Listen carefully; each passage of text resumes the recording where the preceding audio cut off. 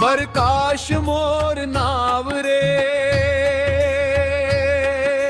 देवर बोल मोर गाँव रे।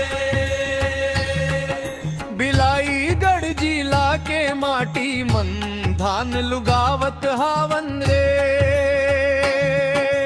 रोपा रोपे खेत मन गावत हन हम गान रे। हरियर हरियर धान के बाली यही मोर पहचान रे। बिहनिया ले उठ के जाथन खेत खार के ओर, माटी के खुशबू महके मन लागई चित चोर। संगवारी मन संग संग रोपा लुगाई करतन, हासत गावत खेत मन दिन भर काम करकन। प्रकाश मोर नाव रे, मोर गाँव रे। धान के रोपा लुगावत गुंजय मोर गाँव रे।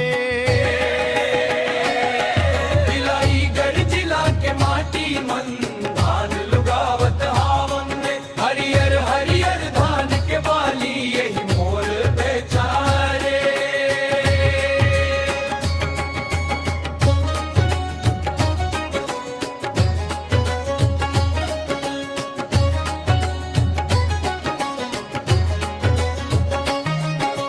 बरखा के पानी गिरते हरियर होते खेत, किसान के मेहनत देखब चमके धरती के रेत।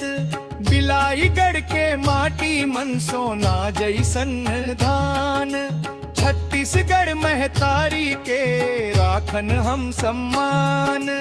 देवर बोड़ के गली गली गुंजइए गीत सुहावन, प्रकाश गावत खेती गाना धान बने धन दौलत पावन।